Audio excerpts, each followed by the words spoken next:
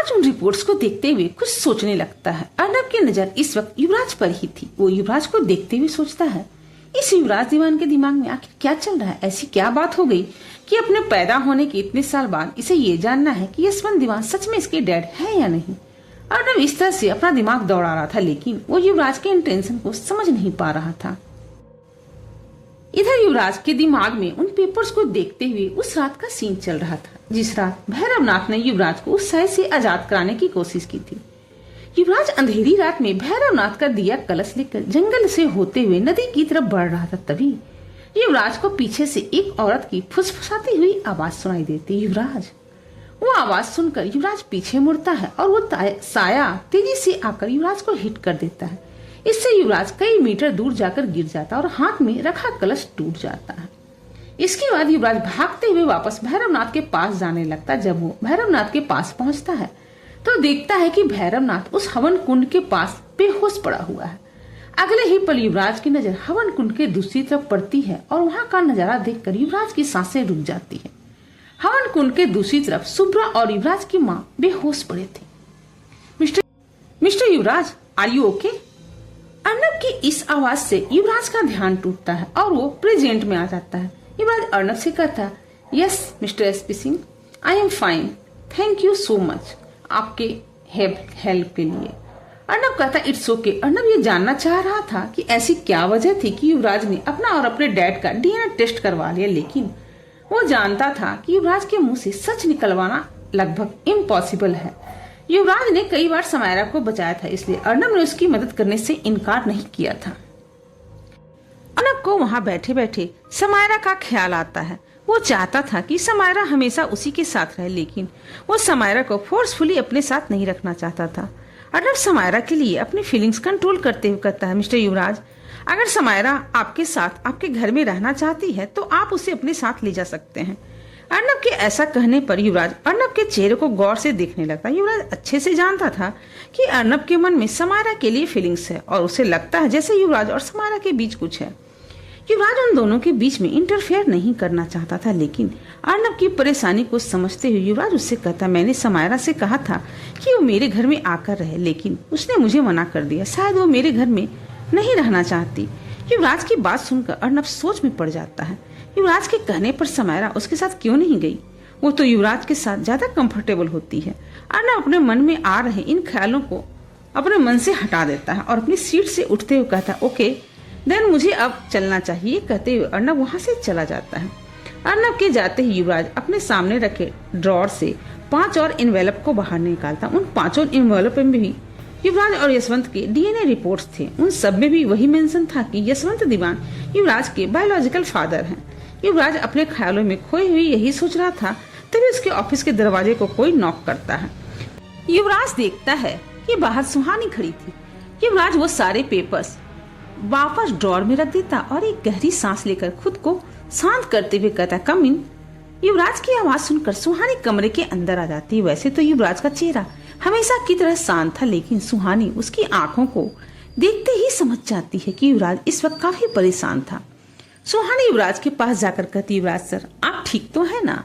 सुहानी का सवाल सुनकर युवराज अपने लैपटॉप से नजरें हटाकर सुहानी की तरफ देखने लगता, जो कि फिक्र भरी निगाहों से युवराज को ही देख रही थी। युवराज को ये बात समझ नहीं आती थी कि आजकल कोई भी उसका चेहरा देखकर ये अंदाज नहीं लगा पाता था कि उसके मन में क्या चला, लेकिन सुहानी युवराज की आंखें देखकर ही समझ जाती थी कि युवराज कैसा फील कर रहा है। युवराज अपने चेयर पर बैठे सामने खड़ी सुहानी को देख रहा था। कुछ ही पलों में वो सुहानी के पास उठकर जाता है और उसे कसकर गले से लगा लेता है। सुहानी को अपनी बाहों में लेते ही युवराज परेशान मन अब कुछ शांत होने लगता है। सुहानी भी युवराज से बिना कुछ कहे उसे हक कर लेती। वो समझ चुकी थी कि युवराज अभी बहुत परेशान है और इस वक्त उससे ज्यादा सवाल करने से वो परेशान हो सकता है। कुछ देर तक सुहानी को अपनी बाहों में रखने के बाद युवराज उससे अलग हो जाता है और उसके चेहरे को अपने दोनों हाथों में लेते हुए उसके फोरहेड पर एक किस कर देता है। युवराज सुहानी के चेहरे को हाथ में लिए हुए उसे प्यार से देखते हुए कहता, घर चलें? सुहानी कंफ्यूज होकर कहती, लेकिन अभी तो टाइम नहीं हुआ है ना? युवराज कहता है, आज थोड़ा थक गया हूँ। सुहानी कहती, ठीक है फिर चलते हैं। सुहानी के ऐसा कहने पर युवराज उसका हाथ पकड़कर ऑफिस से बाहर चला जाता है। युवराज और सुहानी कार में बैठकर युवराज के घर की तरफ बढ़ जाते हैं। ड्राइव करते युवराज सुहानी से एक शब्द भी नहीं कहा था। सुहानी आज भी उसे बीच बीच में तिरछी नजरों से देख रही थी, जो बात हमेशा युवराज को इरिटेट करती थी, लेकिन आज युवराज उससे कुछ भी नहीं कह रहा था। सुहानी को समझ में नहीं आ रहा था कि आखिर ऐसी कौन सी बात है जो युवराज को इतना ज्यादा परेशान कर रही है। युवराज का आंसुओं से भीगा चेहरा सुहानी के जहन में बार बार आ रहा था। तभी वो अपना सीट बेल्ट निकालती है और युवराज का एक हाथ पकड़कर उसके कंधे पर अपना सर रख देती है। सुहानी जानती थी कि उसका युवराज के पास होना युवराज को बहुत सुकून देता है। सुहानी के ऐसा करते ही युवराज के परेशान चेहरे पर हल्की सी स्माइल आ जाती है और वो फिर से सुहानी के सर पर एक किस कर देता है। युवराज इसी तरह से ड्राइव कर रहा था और सुहानी ने उसके कंधे पर अपना सर रखा हुआ था। तभी अर्नब की कार युवराज की कार के सामने से गुजरती है और अर्नब उन दोनों को साथ में इस तरह से देख लेता है। अर्नब उन दोनों को साथ में इस तरह से देखकर चौंक गया था। वो इस वक्त किसी काम से बाहर गया हुआ था और वापस अपने ऑफिस जा रहा था। अर्नब ड्राइव करते हुए काफी कंफ्यूज लग रहा था। वो कुछ सोचते हुए खुद से कहता, युवराज और सुहानी इस तरह से एक दूसरे के साथ। कुछ देर खामोश होकर अर्नब आगे कहता, जहाँ तक मैंने युवराज के बारे में सुना है वो बहुत ही स्ट्रॉन्ग कैरेक्टर का इंसान है। मैंने कभी लड़कियों के साथ उसकी कोई कंट्रोवर्सी नहीं सुनी है। अगर वो सुहानी के साथ इस तरह से है, मतलब उसके और सुहानी के बीच जरूर कुछ होगा और शायद इसीलिए युवराज सुहानी के डैड की कंपनी फिर से स्टार्ट कर रहा है। ओह गॉड, ये बात मेरे दिमाग में पहले क्यों नहीं आई। सुहानी तो हर वक्त युवराज के साथ होती है। ये सब कहते हुए अर्नब के चेहरे पर एक बड़ी सी स्माइल आ जाती है और वो खुश होते हुए कहता है, इसका मतलब युवराज और समायरा के बीच कुछ नहीं है। ये कहते हुए अर्नब अपनी कार एसपी ऑफिस के बाहर रोक देता। इस वक्त उसकी खुशी का कोई ठिकाना नहीं था। वो कई दिनों से इस बात को लेकर परेशान था कि कहीं युवराज और समायरा के मन में एक दूसरे के लिए फीलिंग तो नहीं। तभी अर्नब को याद आता है कि कल रात समायरा ने उसे उसके पास्ट के बारे में काफी कुछ बताया था और उसने युवराज के साथ उसके घर जाने से भी मना कर दिया था। अर्नब को एहसास हो रहा था कि समायरा भी अब उस पर भरोसा करने लगी और शायद उसके साथ ही रहना चाहती। ये सब सोचते हुए अर्नब की खुशी बढ़ती ही जा रही थी। वो एक बड़ी सी स्माइल के साथ अपने कार से बाहर निकलता है। तभी गोपाल भागते हुए उसके पास आता है। गोपाल अर्नब के कल के मूड को याद करते हुए इस वक्त काफी डरा हुआ था। वो डर से हकलाते हुए अर्नब से कहता, सर आप अकेले क्यों चले गए थे? मैं बस पहुंच ही रहा था। गोपाल से थोड़ी दूर ही अमन भी खड़ा था, जो बस अब अर्नब के गोपाल पर बरसने का इंतजार ही कर रहा था। लेकिन उन दोनों को बिल्कुल भी अंदाजा नहीं था कि अर्नब का मूड अब पूरी तरह से बदल चुका है। अर्नब गोपाल की तरफ बढ़ने लगता है और ये देखकर गोपाल और भी डर जाता है। अर्नब जाकर गोपाल को जोर से हक करते हुए कहता, वो मुझ पर भरोसा करती है और मेरे साथ ही रहना चाहती है। ये कहते हुए अर्नब गोपाल से अलग हो जाता है और उसी स्माइल के साथ ऑफिस के अंदर चला जाता है। अर्नब के वहां से जाने के बाद गोपाल शौक में किसी मूर्ति की तरह वहीं खड़ा रह जाता। उसे तो आज सोच भी लिया था कि शायद आज उसकी नौकरी का आखिरी दिन होगा, लेकिन अर्नब के इस तरह उसे गले लगाने से गोपाल भी सदमे में था। गोपाल को वहाँ फ्रीज होता देखकर अमन उसके पास आकर कहता, ये अर्नब सर को क्या हुआ है? कल तो एंग्री यंग मैन बने घूम रहे थे और आज इतने खुश हैं कि आपको गले लगा लिया। गोपाल उसी सदमे में अमन से कहता है, अब सर को शादी कर लेनी चाहिए, उनकी उम्र हो गई है, मुझे उनके लक्षण कुछ ठीक नहीं लग रहे हैं। गोपाल उसी तरह से वहाँ खड़ा रहता है और अमन गोपाल को हैरानी से अब घूरता रहता है। इधर युवराज और सुहानी दीवान बिला पहुंच जाते हैं। इस वक्त शाम नहीं हुआ था, लेकिन फिर भी युवराज सुहानी को अकेले नहीं छोड़ना चाहता था। युवराज सुहानी का हाथ थामे उसे निशा के रूम में ले जाता है, जहाँ निशा और विवेक बैठे हुए कुछ नोट्स बना रहे थे। वो दोनों युवराज के वहाँ आते ही उठकर खड़े हो जाते हैं। युवराज सुहानी से कहता है, तुम कुछ देर यहीं रहो, मुझे डैड से कुछ जरूरी बात करनी है। युवराज के ऐसा कहने पर सुहानी हाँ में अपना सर हिला देती और युवराज वहाँ से चला जाता है। निशा के रूम से निकलकर युवराज सीधा यशवंत के रूम की तरफ बढ़ जाता है। युवराज बिना नॉक किए यशवंत के रूम के अंदर आ जाता है। यशवंत रेस्टिंग चेयर पर अपनी आंख बंद करके बैठे हुए थे। दरवाजे के खुलने की आवाज को वो भी अपनी आंखें खोल देते हैं। आंखें खोलते ही अपने सामने युवराज को देखकर यशवंत भी उठते हैं और कहते हैं, बेटा तुम यहाँ, कुछ काम था क्या? यशवंत देख सकते थे कि उसके सामने खड़ा युवराज इस वक्त बहुत गुस्से में है। गुस्से से उसका पूरा चेहरा लाल हो चुका था। युवराज का गुस्सा देखकर यशवंत भी घबरा जाते हैं। युवराज एक नजर यशवंत को देखता है और फिर उनके कबर्ड की तरफ बढ़ जाता है। युवराज जब उस कबर्ड को खोलने की कोशिश करता है तो उसे समझ आता है कि वो कबर्ड लॉक है।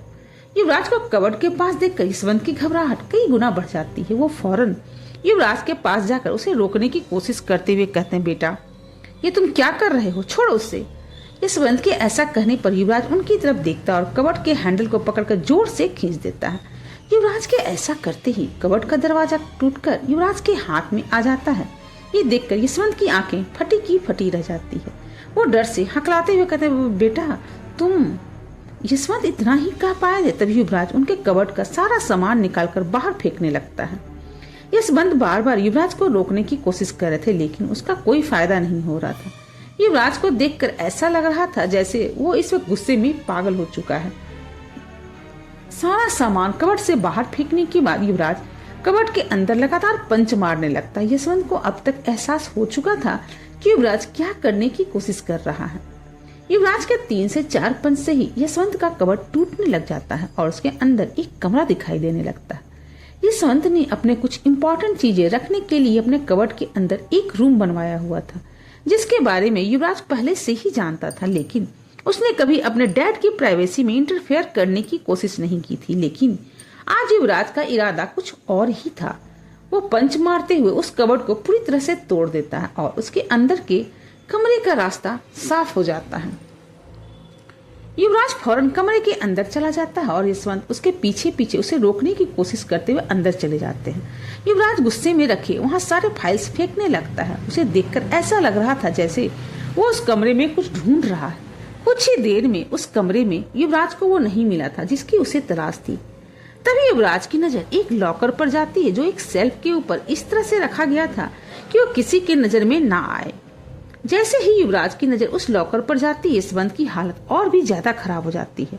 वो डर से कांपने लगते हैं। युवराज उस लॉकर की तरफ आगे बढ़ता है, उसे नीचे उतार लेता है। इस बार यशवंत युवराज का हाथ पकड़कर उसे रोकते हुए कहते हैं, युवराज नहीं युवराज। यशवंत के ऐसा कहते ही युवराज यशवंत की तरफ देखता है। युवराज के इस गुस्से से भरी नजर से यशवंत भी डर जाते हैं और फौरन 2 कदम पीछे हो जाते हैं। इस वक्त वो युवराज से कुछ दूर खड़े कांप रहे थे और उनकी आंखों में लगातार आंसू बह रहे थे।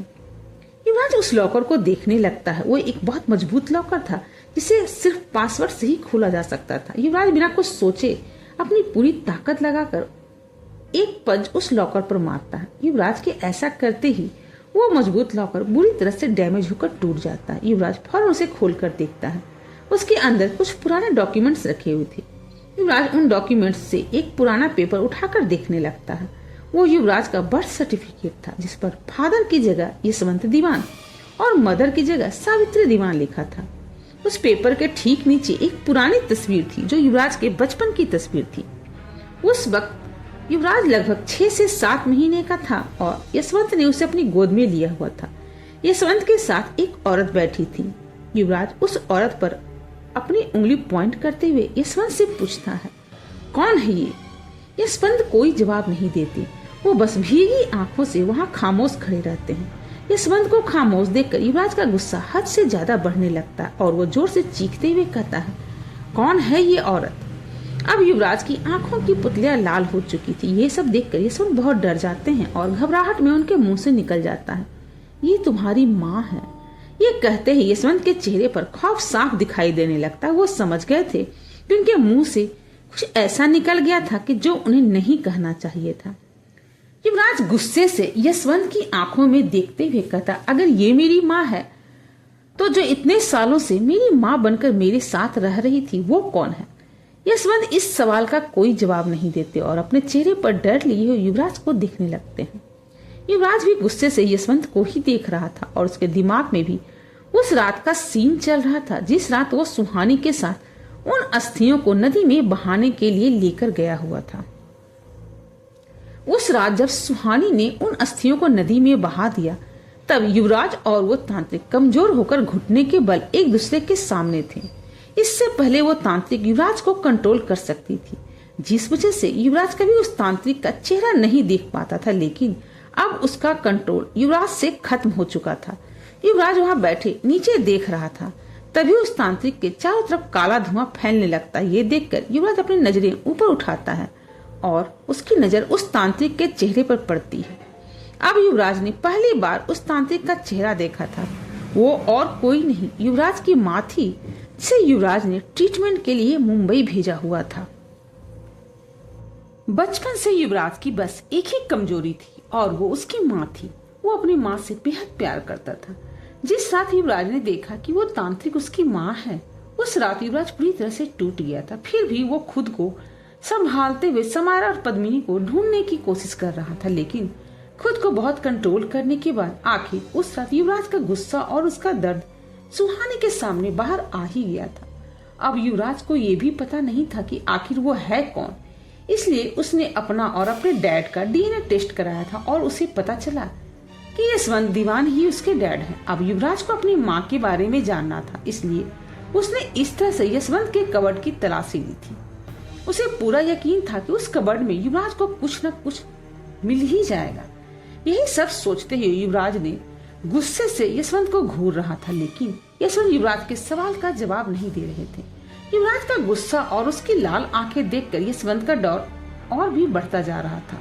यशवंत को इस तरह घबराए हुए देखकर युवराज फिर से खुद को शांत करने की कोशिश करने लगता है। युवराज अपनी आंखें बंद कर लेता है और एक लंबी गहरी सांस अंदर लेता है। ऐसा करने के बाद युवराज अपनी आंखें खोल लेता है और अब उसकी आंखें बिल्कुल नॉर्मल हो चुकी थी।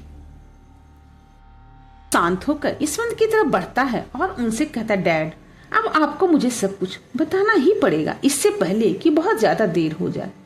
युवराज के ऐसा कहने पर यशवंत आंखों में आंसू लिए पीछे हटने लगते हैं। कुछ ही पलों में वो पीछे दीवार से टकरा जाते हैं और नीचे जमीन पर बैठकर फूट फूट कर रोने लगते हैं। युवराज को भी अपने डैड को इस तरह से देखकर बहुत बुरा लग रहा था। वो यशवंत के पास जाकर बैठ जाता है, उन्हें समझाते हुए कहता है, डैड, अगर अब आपने मुझे सच नहीं बताया तो ये सब और भी बिगड़ता चला जाएगा। यशवंत खुद को शांत करते हुए कहते हैं, वो औरत जो इतने सालों से हमारे साथ रह रही थी वो तुम्हारी माँ नहीं है। उसी ने मुझे मजबूर किया था कि उस रात मैं तुम्हें उस विशिंग वेल के पास लेकर जाऊं। उस रात जब मैं तुम्हें वहां लेकर गया तो उसने तुम्हारा इस्तेमाल करके उस साये को जागृत कर दिया। तुम उसके लिए बहुत जरूरी थी, इसलिए वो तांत्रिक और वो साया हमेशा तुम्हें अपनी आंखों के सामने रखना चाहते थे। इसीलिए वो तांत्रिक तुम्हारी माँ बनकर तुम्हारे साथ रहने लगी और वही शुभ्रा को केयर टेकर बनाकर इस घर में लेकर आई थी। यशवंत की बात सुनकर युवराज कहता, तो ये बात आपने मुझे पहले क्यों नहीं बताया और मेरी असली मॉम कहाँ है? यशवंत रोते हुए कहते, मुझे नहीं पता कि तुम्हारी मॉम कहाँ है। यशवंत की बात सुनकर युवराज उन्हें सवालिया नजरों से देखने लगता है। ये देखकर यशवंत आगे कहते हैं, उस तांत्रिक ने तुम्हारी मॉम को किडनैप कर लिया था और उसे मारने की धमकी देकर मुझसे यह सब काम करवाया। मुझे नहीं पता कि तुम्हारी माँ को जिंदा रखा भी है या नहीं। युवराज को यशवंत की बातें ठीक से समझ नहीं आ रही थी। वो अपनी बात पर जोर देते हुए कहता, डैड, मुझे शुरू से सब कुछ जानना है, सब कुछ। मैं कौन हूँ और मैं ऐसा क्यों हूँ? युवराज की बात सुनकर यशवंत अपने आंसू पोंछ लेते हैं। युवराज से अपनी कहानी फ्लैशबैक में बताना शुरू करते हैं। बात कई साल पहले की है। यशवंत का परिवार देहरादून में रहता था और एक एक्सीडेंट में उनका पूरा परिवार खत्म हो चुका था। इस एक्सीडेंट से यशवंत पूरी तरह से टूट गए थे और वो देहरादून को छोड़कर शिमला आ गए थे। रात के 9 बजे एक बस शिमला के बस स्टैंड पर रुकती है और यशवंत उस बस से बाहर आते हैं। उस समय शिमला इतना डेवलप नहीं हुआ था। चारों तरफ हरा भरा जंगल फैला हुआ था। बस से उतरकर यशवंत शहर के अंदर जाने लगते हैं। रात हो चुकी थी और चारों तरफ बस सन्नाटा फैला हुआ था। यशवंत अभी भी बहुत उदास थे। उन्हें समझ नहीं आ रहा था कि वो अब क्या करेंगे। ना उनके पास कोई रहने की जगह थी और ना ही कोई फ्यूचर प्लान। वो बस अपने दर्दनाक पास से भागते हुए शिमला आ गए थे।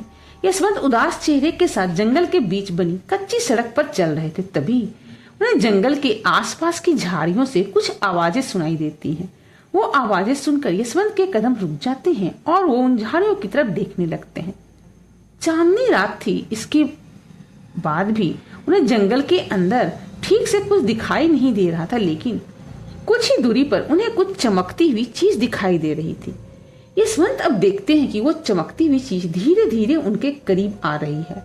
कुछ ही देर बाद उन्हें समझ आ जाता है कि वो चमकती हुई चीज कुछ और नहीं, भेड़ियों की आंखें हैं। ये देखते ही यशवंत बहुत डर जाते हैं।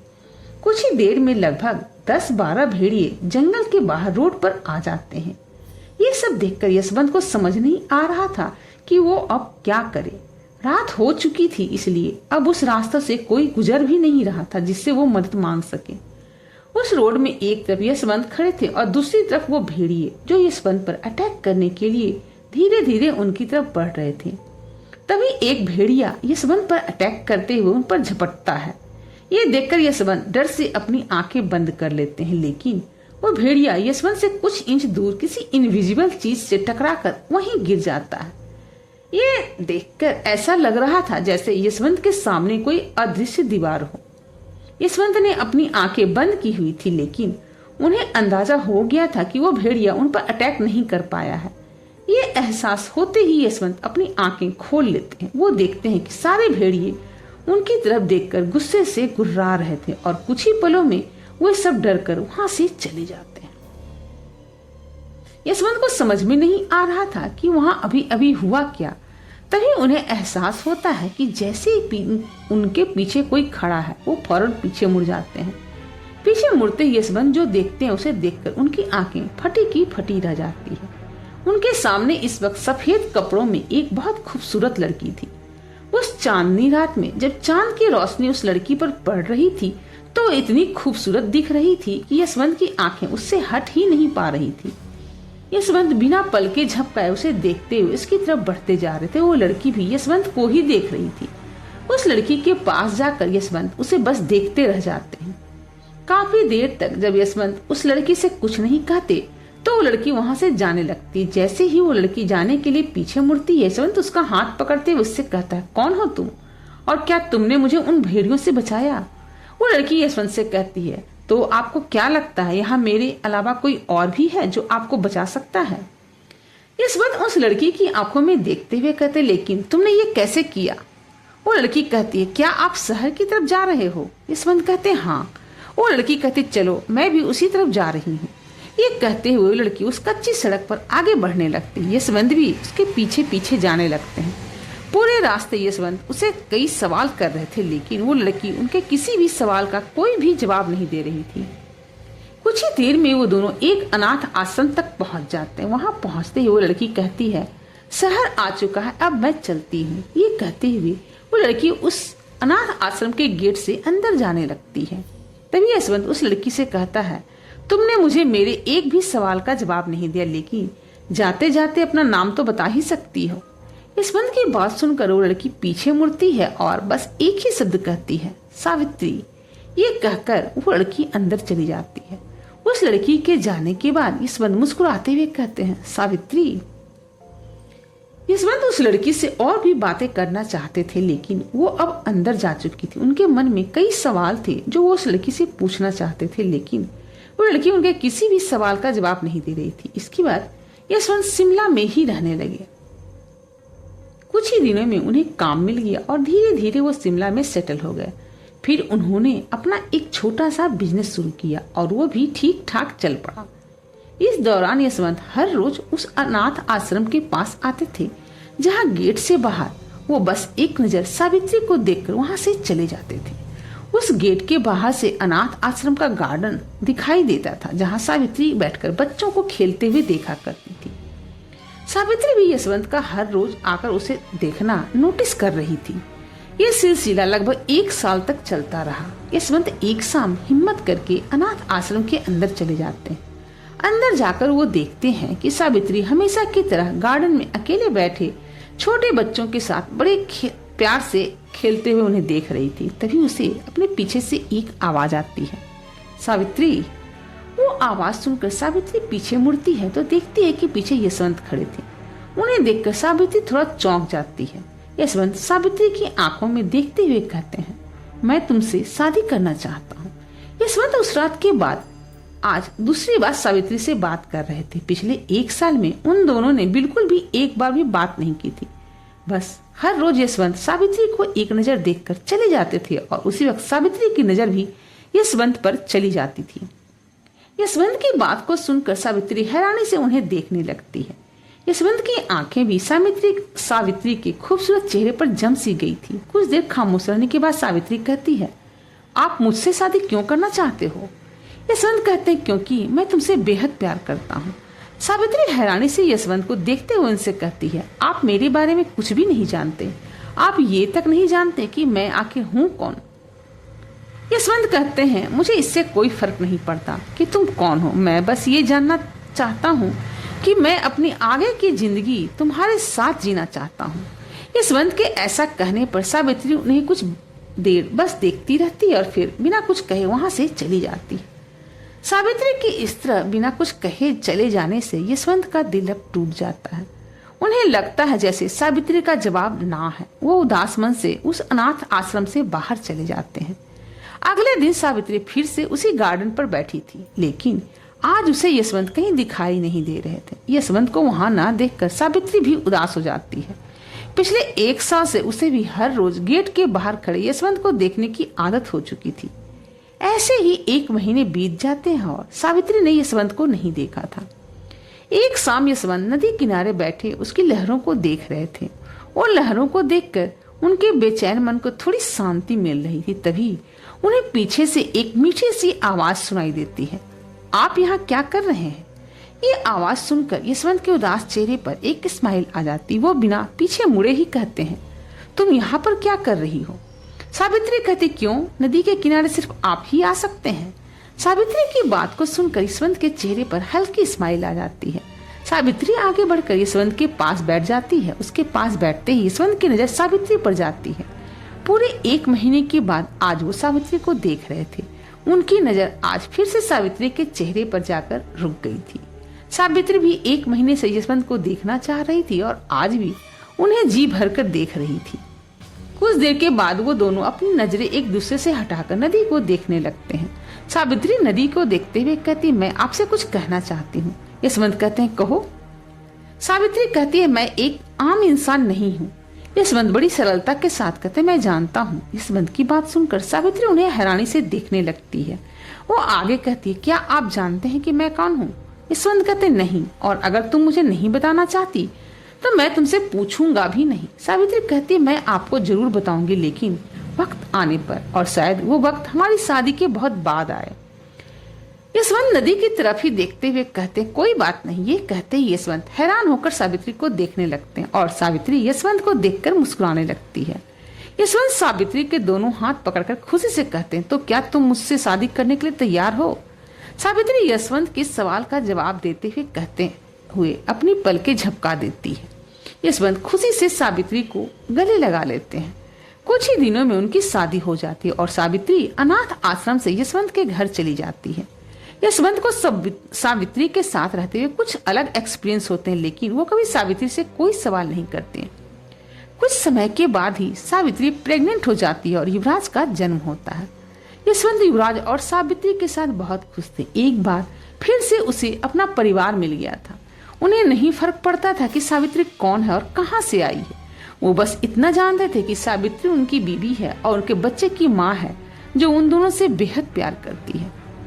वो तीनों बहुत खुशी के साथ अपनी जिंदगी बिता रहे थे। तभी एक रात ये कहते हुए यशवंत खामोश हो जाते हैं। युवराज यशवंत को देखते हुए कहता, डैड, एक रात क्या? यशवंत अपनी आंखों में खौफ लिए हुए कहते हैं, फिर एक रात वो आ गई। व्यूअर्स, अगर आप मेरी कहानी को यहाँ तक देख रहे हैं तो जाहिर सी बात है कि कहानी आपको पसंद आ रही है। तो मेरे चैनल को सब्सक्राइब भी कर लें और अपने दोस्तों के साथ शेयर भी करें और कमेंट करके बताएं कि मेरी ये कहानी आपको कैसी लग रही है और मेरी इन कहानी को आप कहां से सुन रहे हैं। Thanks for watching.